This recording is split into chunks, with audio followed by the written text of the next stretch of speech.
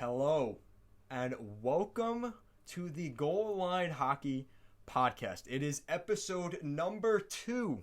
As last week was our first episode, we get into our second week here of the Goal Line Hockey Podcast. We'll be making a couple of little changes here, but I hope you guys enjoy this episode. Let's get right into things. So we're going to be looking at the Rfa signings. We have a couple of big ones around the league. The Carolina Hurricanes, the Buffalo Sabres, the Islanders, the Rangers, the Detroit Red Wings. We take a look at some of those guys. EA Sports extends their deal with the NHL. That's how slow of a week it has been. But we'll be taking a look at some other things as well.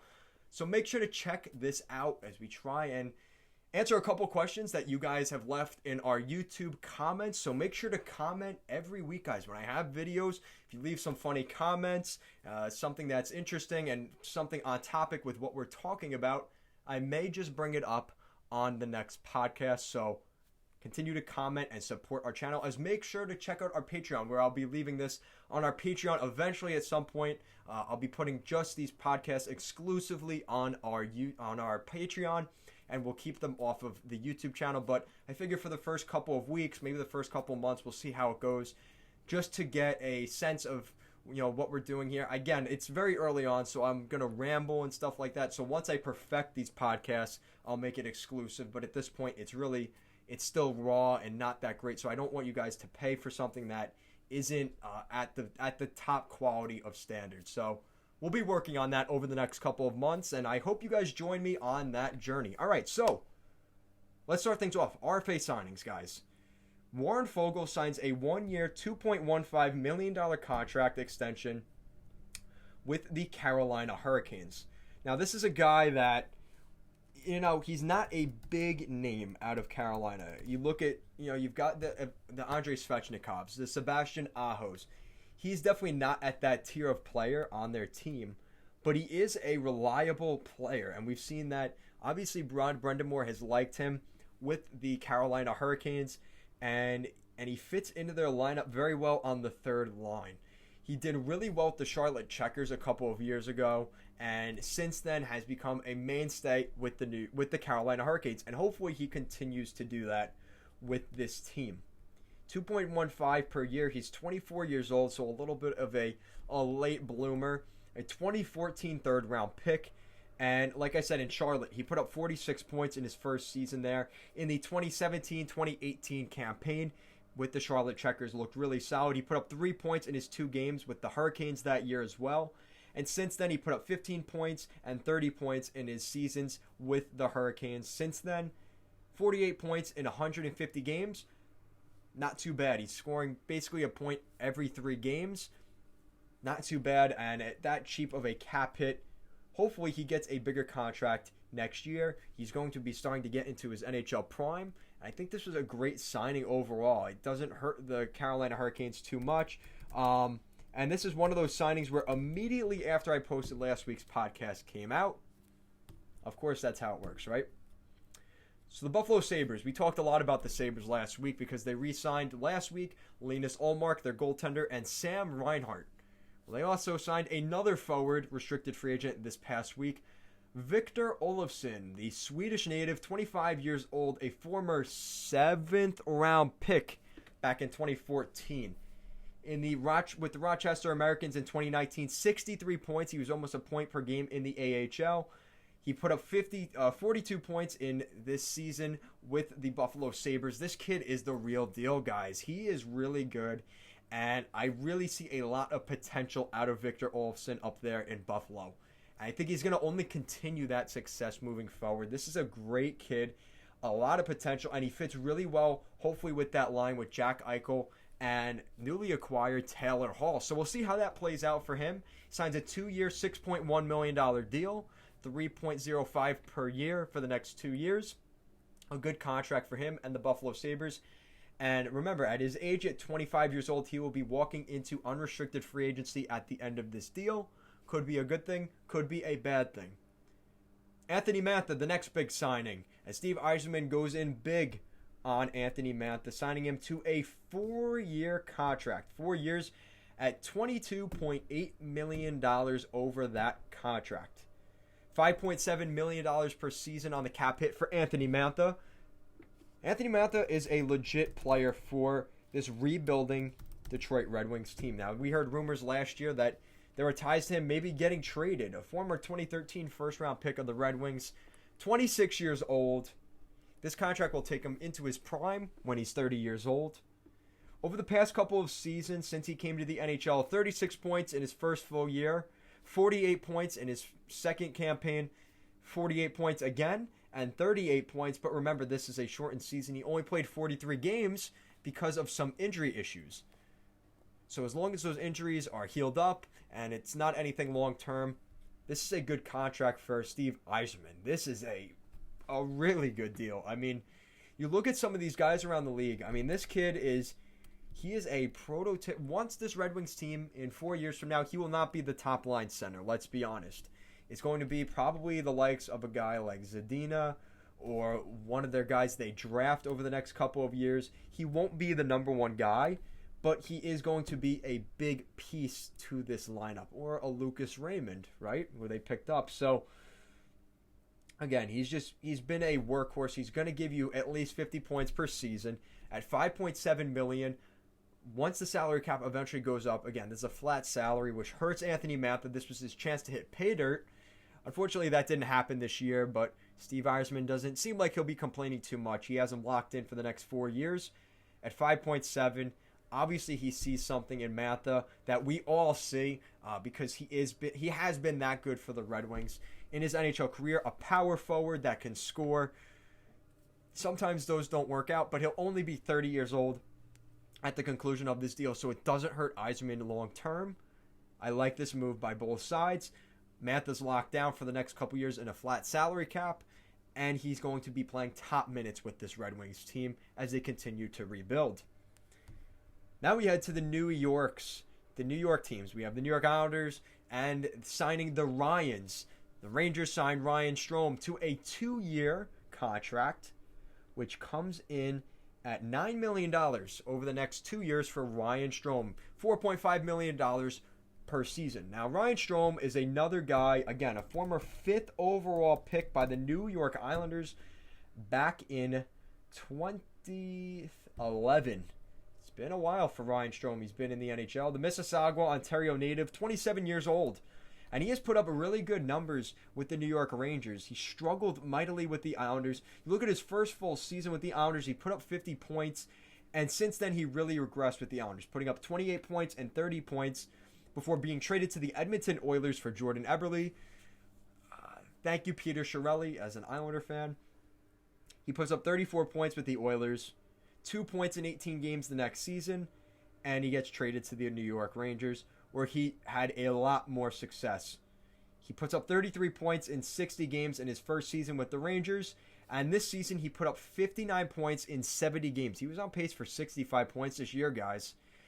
A career high for Ryan Strome this year, and it was a shortened season. That is just how good Ryan Strome was with the Rangers, and I don't see how this doesn't stop. He has 254 career points. I mean, this is a kid he's going to give you points every other game. And when he is a top 6 forward. When he's put in that role, he plays quite well.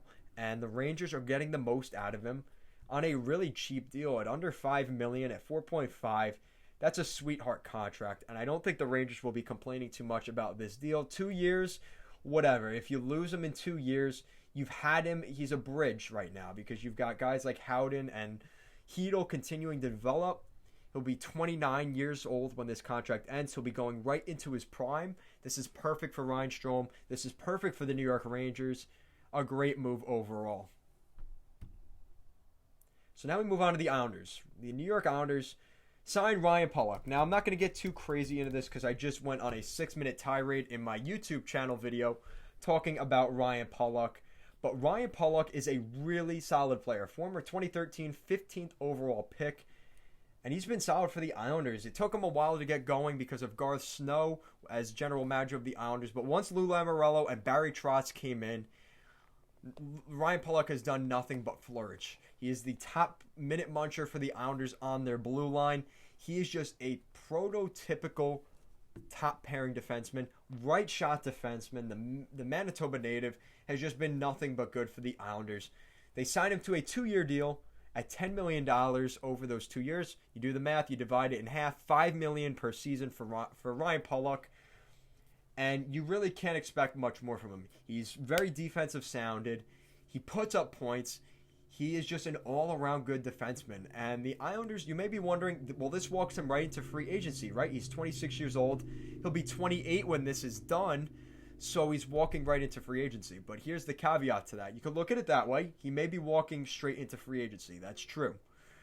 The Islanders have 2 more years bought on Ryan Pollock, which at a cap hit, where the Islanders have a couple of bad contracts. Let's be honest. They've got the Thomas Hickey contract at 2.5 for the next 2 years. Komarov, 2 years at 3.5. Clutterbuck, $3 million for the next 2 years. Casey Cizikas at 3.35 right now. I'm sure he's either going to be left and the Islanders move on to an Otto Koivula or maybe some depth that they have in the system and they will let Cizikas possibly walk, or they, again, it's less salary that they have. So right there, I just racked off at least $11 million. If the Islanders let them walk and Kiefer Bellows and Dal Cole and Oliver Wahlstrom jump into the fold for the Islanders, they aren't going to need those big guy contracts.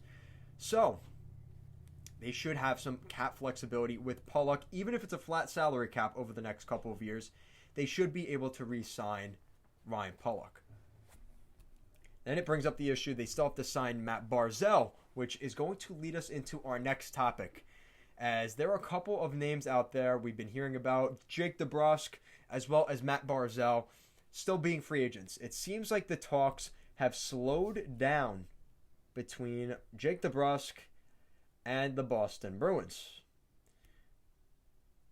They note that the Boston Bruins aren't terribly concerned with getting a Jake DeBrusk deal done right away, as they know he lacks arbitration rights, and they can ink him to a lower-cost bridge deal. Instead, they've made their priority finding a defenseman to replace Torrey Krug. DeBrusk's name has come up in trade rumors, but it's likely the Bruins can find both a blue liner in free agency and get DeBrusk's bridge deal done with a $6 million they have in remaining cap space. I don't know about that. You're going to replace Krug for under $6 and Jake DeBrusk? I don't know about that. But I guess we'll find out, right? Don Sweeney's done it in the past. We'll see what they do, right? But that leads us into the next conversation with Matt Barzal. Sportsnet's Luke Fox notes that the New York Islanders general manager Lou Lamoriello is trying to get center Matt Barzal signed for around $7.5 million per season. That seems like it might be low considering the interest Barzal would garner around the league. That said, Lamoriello is also said to be confident an offer sheet is not coming. Why do you think that is? Because of the flat salary. And every team knows that their guy will eventually be given a qualifying offer, and that could hurt them. And teams will attack them for going in that offer sheet. It's an internal, you ever hear the saying, the inmates run the asylum. If somebody breaks the code, they're fair game, and everybody else will come and pounce on them. That's kind of the scenario with these offer sheets. Teams are very reluctant to sign offer sheets because it's kind of like a bro code in the general manager's room around the league that you do not sign offer sheets with players. Bergevin did it last year. It hasn't knocked him back too much yet, but again, teams remember that. So that's something to keep in mind. Fox notes it's unlikely another team makes an offer worth $10.9 million or more per season. That would give the Islanders 4 first-round picks, which even is 4 first-round picks even worth Matt Barzal? I don't think so. Barzal's camp is looking for higher figure than that 7.5 that Lamoriello has put on the table. Part of the reason the Islanders need to squeeze Barzal a bit is because they have signed Ryan Pollock to a 2-year, $5 million per season contract that has eaten into their salary, which is now $4 million left. Like I said, the Islanders are going to have to move a contract. And you look at where they are at right now, like I said, $3.9 million in cap space is not going to get Matt Barzal. So you look at some of those big contracts. I did this a couple months ago, but we're just going to revisit it here real quick. You have Andrew Ladd at $5.5 million per season for the next 3 years. That's a Garth Snow deal. Let's take a look at some other deals. You've got some little ones like Clutterbuck at 3.5 for the next 2 years. Leo Komarov, he's not even listed on the roster, and he's going to be making $6 million for the next 2 years. Unfortunately, this could lead to a situation where we see possibly if they can't move out Johnny Boychuk $6 million per for the next 2 years, they may have to move out a legit defenseman here in Nick Leddy, who carries $5.5 million for the next 2 seasons. And is still 29 years old. He's still getting into his NHL prime. He definitely regressed last season for the Islanders. But again, he's still a typical top 4 defenseman. But his defensive issues have been fully put on display. And a lot of GMs will be against that kind of move. Because you look at what he's done. He put up 46 points, 42 points, and then drastically dropped the last 2 years. 26 points and 21 points per season over the last 2 years.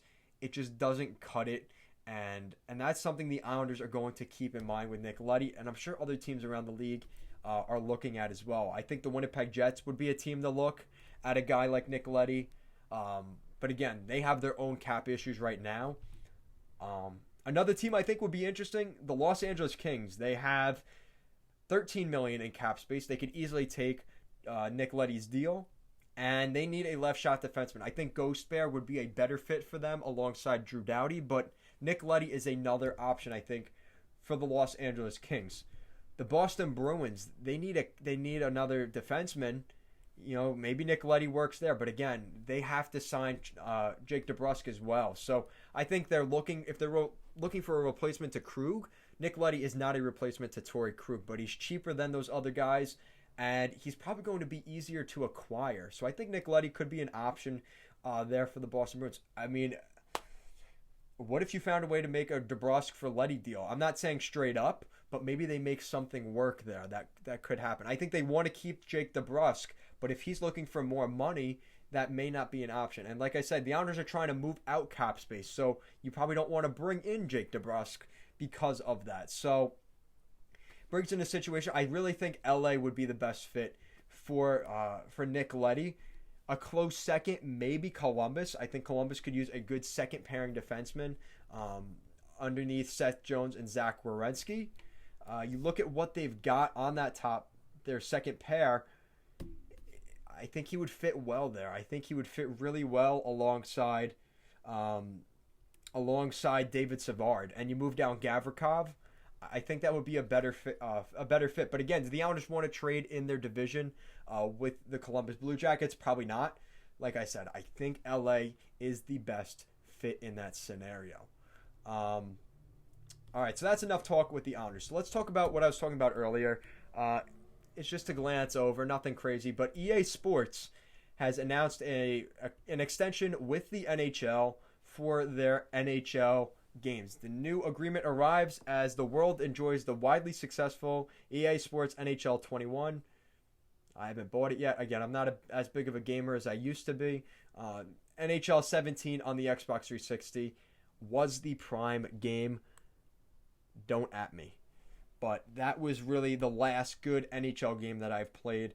The NHL is proud to renew our long-standing partnership with EA Sports, ensuring their exceptional NHL hockey franchise will continue showcasing the players to fans around the world for the coming years. Obviously Ovechkin winning the cover this year. That's exciting news, but this is nothing surprising or special. But I figured I'd at least throw it out there. Now, next week, I'd like to talk more about the situation up in Pittsburgh, because I'm going to be posting a video next week, and we'll discuss it, because I want to see your guys' comments on this about the possibility of Sidney Crosby and Evgeny Malkin getting traded out of Pittsburgh. I know, lunacy, crazy, but I at least bring up that question, so make sure to check out that video and leave some thoughts and comments on that, because I probably, if it's a slow week like this in the NHL, I'd like to have something to talk about, a discussion. We'll be taking a look at that next week. So, Q&A time, guys. I'm going to take a look at some of the questions and comments you guys have been leaving on our YouTube channel here at Goal Line Hockey. So, if this is going to ever load, because I have really bad connection in this part of my room, but we're going to make it work. Okay, so this is some Islanders talk. I love it. All right, so I made a video last week talking about Patrick Laine possibly going to the New York Islanders, one of my better videos right now.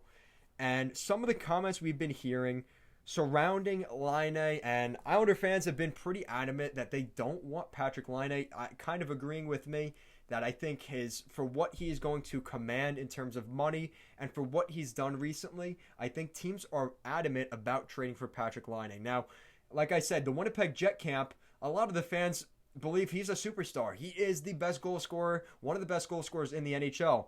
And then you talk to others and they say he's a defensive liability. And these are Jet fans telling me this, both sides. So he's a very polarizing figure in the NHL right now. And Winnipeg's Kevin Cheveldayoff, he's in for a heck of a decision because he has to decide. He has 1 year left on that contract. But for the Islanders' perspective of things, let's take a look at what this John Smith says. Rather Hoffman, but the Isles definitely need a pure goal scorer. Barzal is definitely good with the puck and setting up plays, but has a hard time finishing. Eberle is cold way more than not. I think he meant hot. The problem is that they are way overpaying for non-producers like Ladd and Komarov, that they can't afford a Laine or Hoffman. See, this is the point that I tried to bring up. People have been adamant about the Lou Lamoriello as a general manager. He won General Manager of the Year this year, and he was a finalist last year.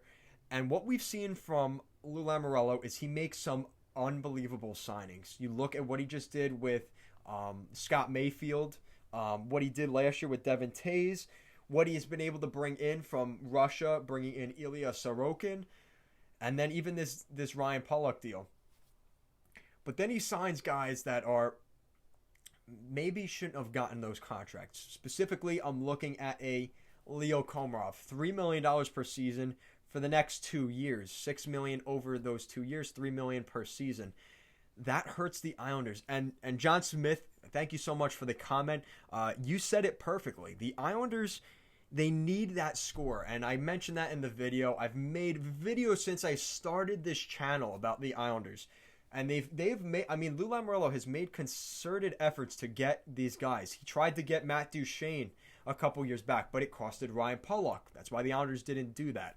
So Matt Duchene, they didn't get Matt Duchene, right? Then Artemi Panarin comes on the market in free agency. He decides to go to the New York Rangers. Let's not talk about that because I was ready to buy a Barzal, a Panarin Islander jersey July 1st last year, so bit of disappointment there. But besides the point, they also went out for Mark Stone a couple years back, a first-round pick in Anthony Beauvillier, but the Ottawa Senators elected for Vegas's Eric Brandstrom and their draft picks that they gave up instead.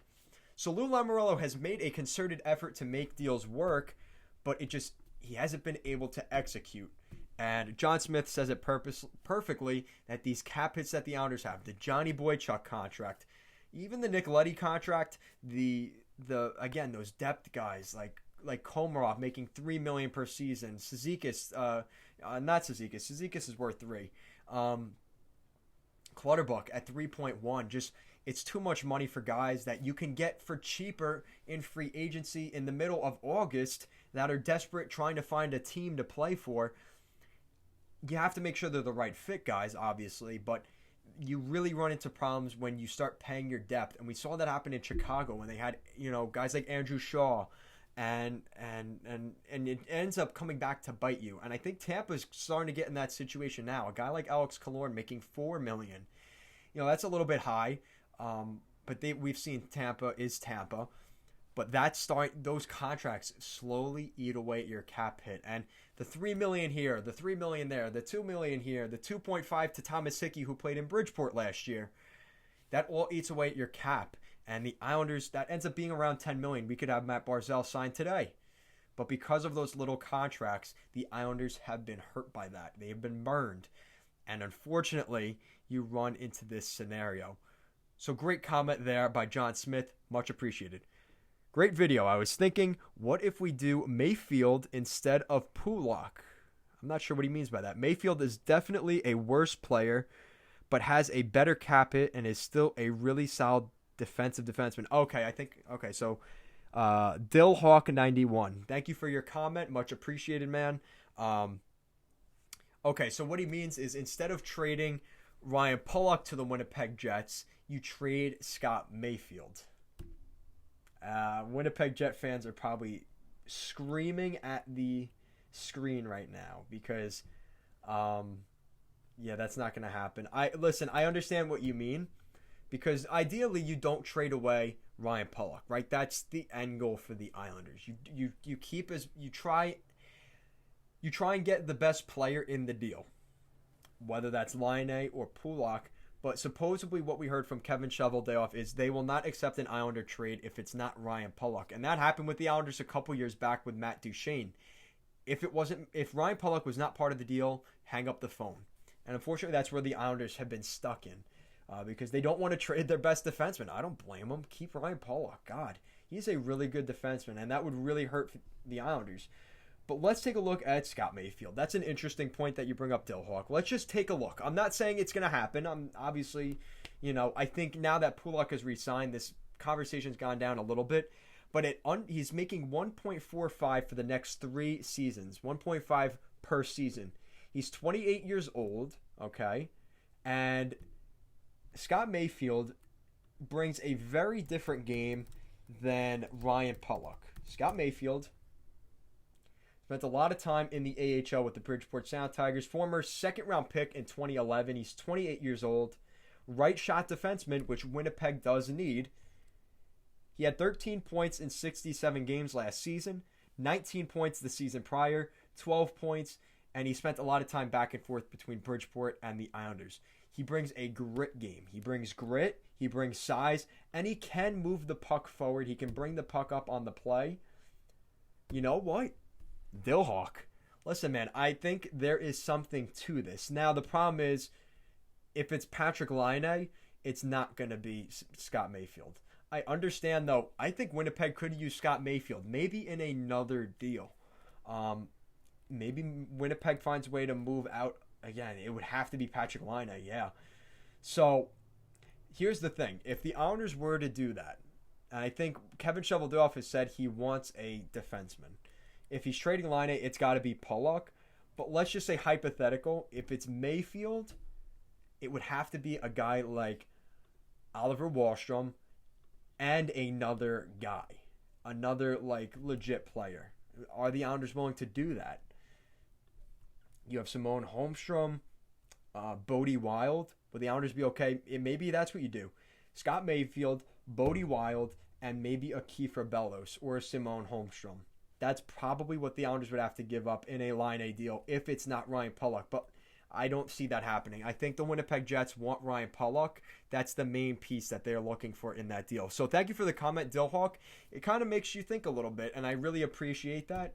But like I said, I think Ryan Pollock is the guy that the Winnipeg Jets are vying for in a Laine deal. So in the New York Rangers, Kakko versus Lafreniere deal, or their situation, a couple of comments here from the locals. We got somebody mentioning the lines for the Rangers. Brian D. Hubby, great name. You got the Rangers' top 9, which I think is interesting. He has Hedl on the second line, which is interesting. He has Kakko ahead of Buchnevich on the top line, interesting. And Gauchier. Now, this kid is interesting. Gauchier, I think, could be a surprise great player for the New York Rangers. And I think a lot of people aren't talking about him that much. But Julian Gauchier comes over. I believe he was in the Carolina Hurricanes deal. He's on the final year of he's making 1.1 on the contract. He's 23 years old. He's still fairly young. And this is a kid that has a lot of potential. He's a little bit of a power forward. I think he's better than Brendan Lemieux. Not a big fan of Brendan Lemieux. Most Islander fans aren't, but I think this kid overall is just better than him, if I'm going to be honest. He had 2 points in 12 games with the Rangers last year. Okay, so this could work. Like I said, though, is Filip Chytil better than Ryan Strome yet?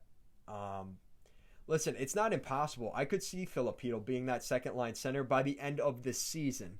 But I don't know about going into the year. I don't know if the Rangers, David Quinn, will be comfortable putting him in the top 6 so soon. But by the end of the year, I think you're absolutely right, Brian D. Hubby. I think we could see him in that top 6. I just don't know about opening night. but I do agree with you. Thank you for the comment. Okay, so now we got NP22. You've commented before, so appreciate the support, buddy. Okay, so he said he had 2 comments. So the first one, but down the road, Laugh will be the guy, and Kakko will just be his co-star. I agree with that. I think right off the bat, Kakko will be the better player. He's a little bit bigger than Lafreniere, but again, they're pretty much the same size. I believe they're 6 foot, 200 pounds. So they're the same frame, but because Kakko has that year under his belt already, and he's been playing with men. Remember, he's been playing in the Finnish league. He's been playing with TPS Turku over in Finland. Lafreniere has been playing with boys in the QMJHL, guys between the ages of 15 or 16 up to 20. Kakko's been playing with men, so it's a little bit different. I think it's going to take Lafreniere a little bit longer to develop. He's on the third line, like Brian D. Hubby said earlier, but I like that. And then MP22 said, I'm fine with Strome going, not trying to pay him $5.7 million. Well, this is an old comment now because Strome has since signed with the Rangers, but absolutely, I think if those were the numbers they were hearing about Ryan Strome, I would have let Ryan Strome walk too.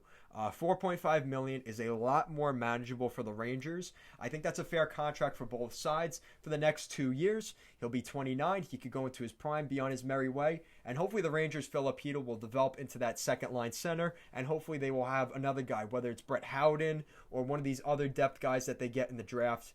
They can develop into that role in the bottom 6 as they already have Filipino in the pipeline for the second line. Appreciate the comment, NP22. Okay, so this was on my Shane Gostisbehere trade rumors video. Jack Fry says, absolutely dream fit in LA as a Kings fan. Just not sure if Blake has even considered something like this. It definitely seems like a low risk, high reward kind of situation. Yeah, I agree with that. I think the LA Kings need a left shot defenseman. This is a team that they're in the midst of a rebuild. Yeah. And they're in a situation where I look at this blue line and I get sick to my stomach. They need help on the blue line. Ole Mata, goodness gracious, guys, why? He is not the guy. I really think a Shane Gostisbehere would really upgrade that blue line for the LA Kings next year. And again, they may be tanking next year. That might be the goal for Rob Blake. I don't know. He did put up 20 points in 65 games with Chicago last season, which is good. But again, he's never produced his best season was 28 points in the 2018 season with the Pittsburgh Penguins. Since then, he's never gotten back to that level. So again, this is a guy that former first round pick, he has the potential, but he's had injury issues, and to have him as your top pair defenseman with Drew Doughty. And then I look at the other guys. You have Mikey Anderson and Curtis McDermott. Nothing against those players, but it gets really shallow on the blue line for the LA Kings. So Jack Fry, I agree. It's a high risk. It's a low risk, high reward in Gostisbehere. And I really don't think the Flyers are going to be looking for anything crazy for Shane Gostisbehere. I mean, you look at where the Flyers could maybe use a player.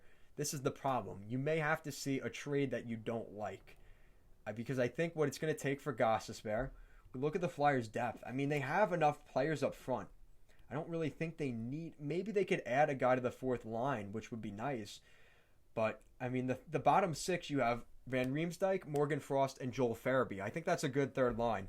Fourth line, it gets a little weak. I think they could use one of the Kings guys on the third line to jump onto the fourth line. That would be a huge upgrade for the Los Angeles Kings. You got Michael Raffel, Lawton, and Abe Kubel. If you throw in, say, I don't think Kings fans are going to like this. You throw in like an Adrian Kempe. I think an Adrian Kempe and a second round pick or a third round pick for Shane Gostisbehere would potentially get that done. I don't think the Kings fans want to hear about trading Kempe, but I think that's a scenario we could see. Just because of the Flyers they're looking to bolster. They see themselves as a cup contender this year. So if they're trading Gostisbehere, they want to get a legit player that can play next season. And they already have the defense. They don't need help defensively. So they figure, why not bring in a forward and add some depth to our group already? Because let's look at Kempe. Now the Flyers have $4 million in cap space, which is good to keep in mind. Gauchier is around $5 million, so they'd have to move out of contract anyway. And Kempe is at $2 million, so that deal could work.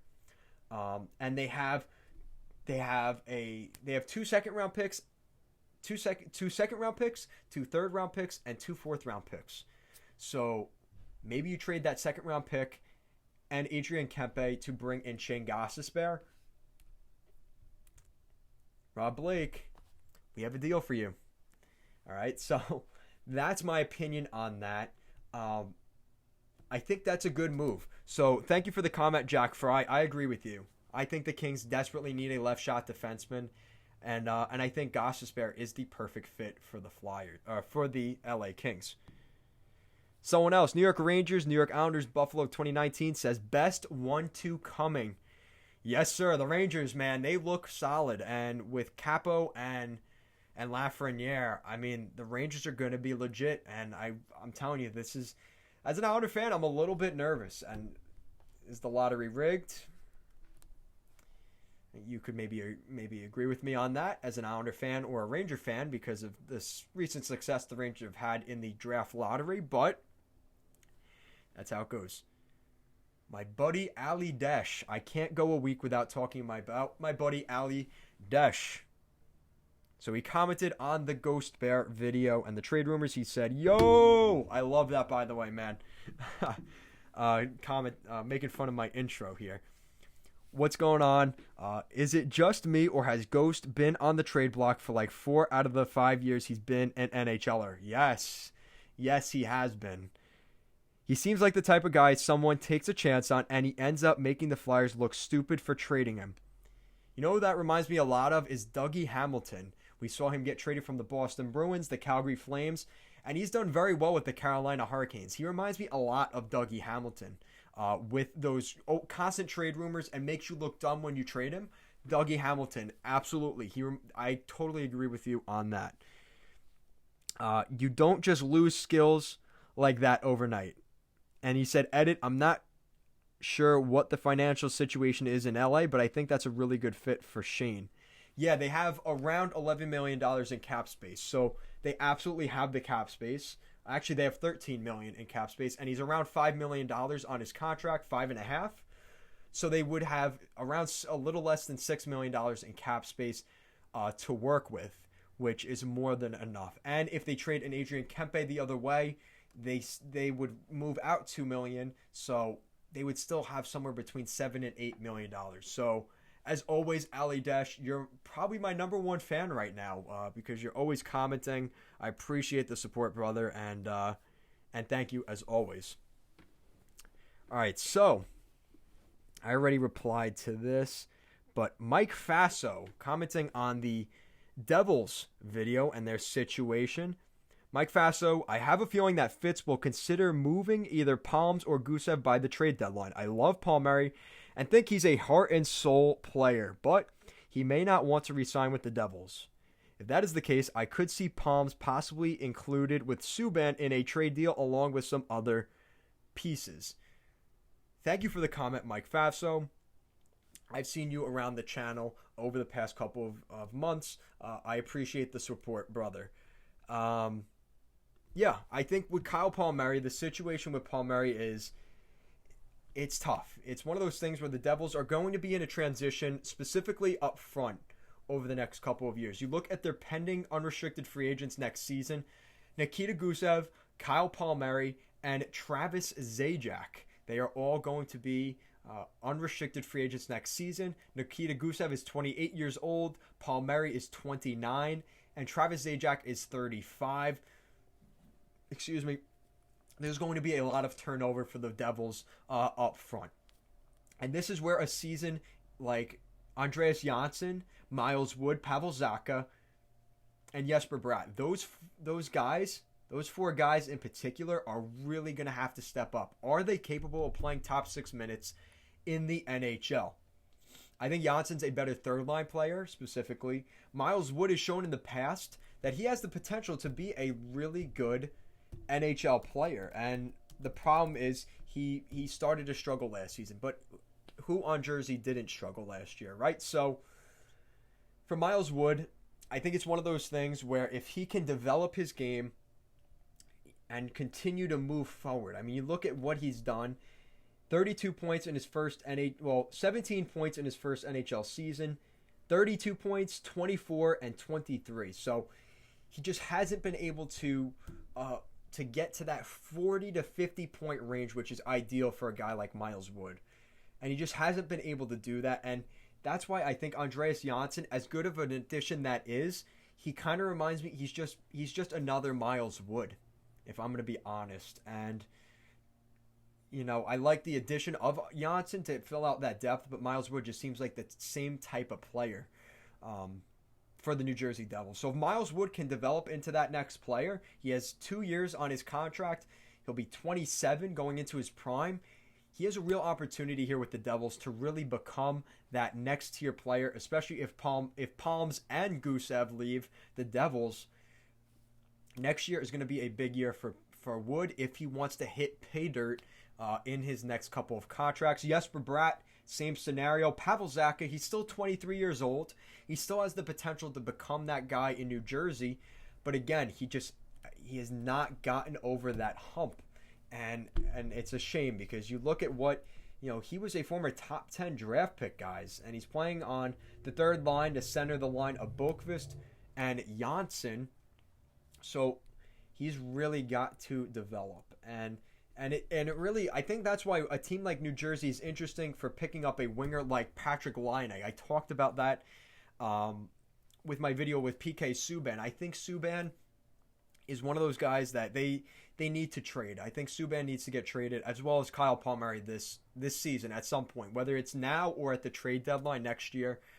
The Devils have to make that decision.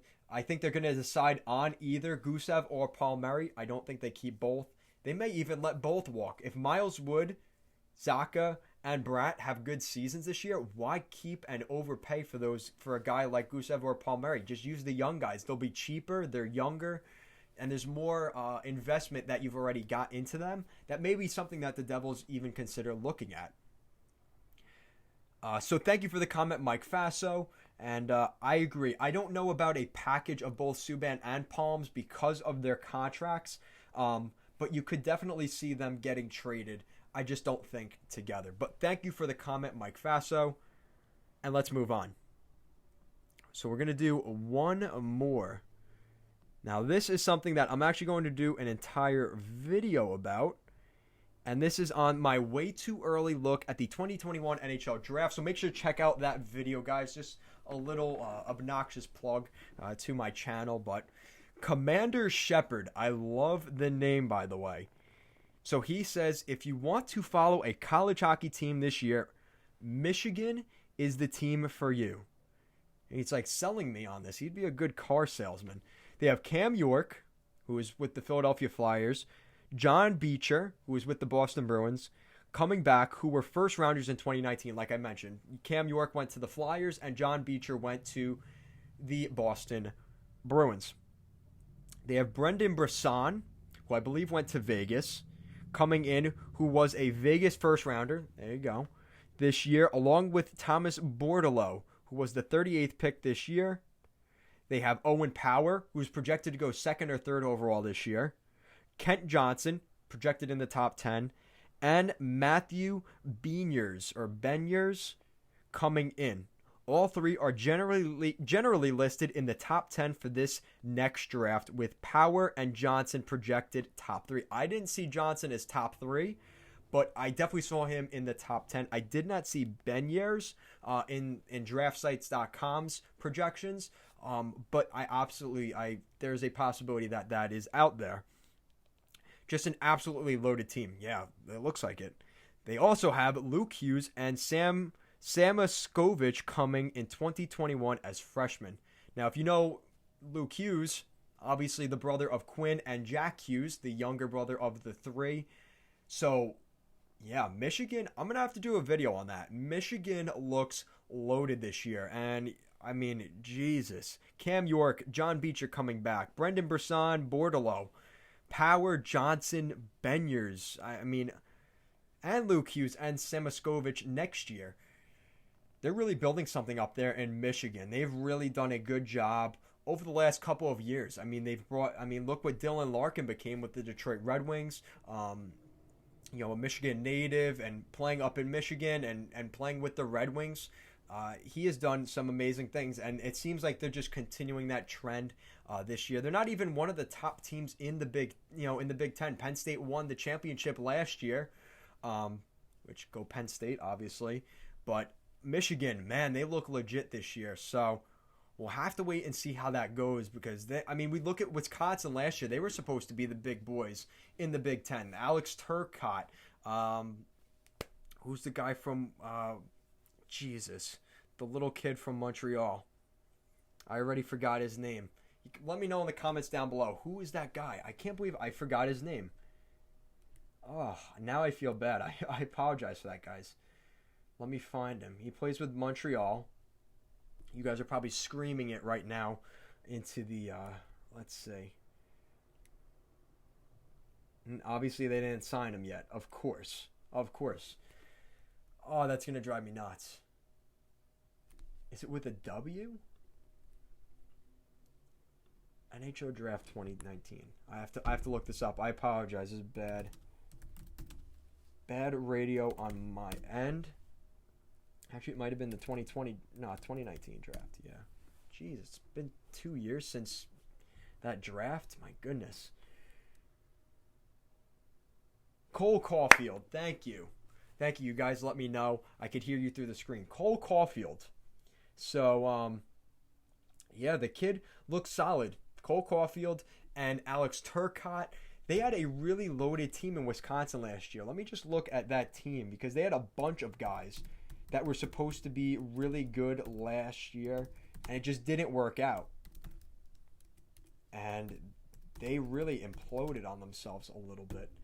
Let me just look at their roster last year. And I believe they also, Dylan Holloway, who was a draft pick this year. Wyatt Kalynuk, I've heard that name. Dylan Holloway, he went 15 in this year's draft. Cole Caulfield. Keandre Miller, who was a New York Rangers draft pick. Peltonen, I've heard his name. Alex Turcotte, LA Kings prospect. Let's keep looking. Owen Lindmark, Florida Panthers. Keandre Miller, Rangers. Emberson, Arizona Coyotes. The Doogie brothers. Jason and Sean. Brock Caulfield, which is Cole's younger brother, is a freshman. So Tony Granato had his team last year with the Badgers, and they just were not able to put it together. But Michigan looks legit. Let's just pull up their roster. Michigan Wolverines hockey. 2020 roster. There we go. Okay. Yeah, so this team is going to be good. This Michigan Wolverines team, like he mentioned, I will definitely be watching. I'll be watching because I watch Penn State. Cam York, Philadelphia Flyers, first round pick. Let's take a look at some other names. Kent Johnson, who, like I said, projected to be a top 10, possibly top 3 pick. Johnny Beecher, Boston property. Brendan Brisson, also Vegas property. Michael Pastajov, I believe, is with the New York Islanders. Owen Power, projected to go top 3 this year. Let's take a look at some of these other guys. Thomas Bordello, projected to be a good prospect in the 2021 draft. So Mel Pearson has a solid roster there in Michigan. Will they be Wisconsin last year, or are they going to actually be that team this year? That's the real question. So, man, I'm excited for Michigan, and I'm probably going to make a video this week talking about that. So make sure to check that out sometime next week. Thank you for the comment, Commander Shepard, and a really cool name as well. So, guys, we're at 50 minutes now. This has been a long podcast. I've been answering questions for like a half hour. But, guys, thank you so much. Appreciate the support as always. I'm sure most of you didn't make it through the full 50 minutes, but if you did, Much appreciated. No, you will not be getting any money sent from me for staying to the end of the video, but I appreciate your time and your support as we continue to grow the Goal Line Hockey brand. And right now, I mean, looking at the channel, 646 subscribers. Just 647. It moved up already. So guys, as always, thank you so much for watching. Week 2 is a success here at Goal Line Hockey on the Goal Line Hockey Podcast. Make sure to stay tuned next Thursday night where we will be posting our 3rd Goal Line Hockey Podcast. Thank you guys so much for watching and have a great day.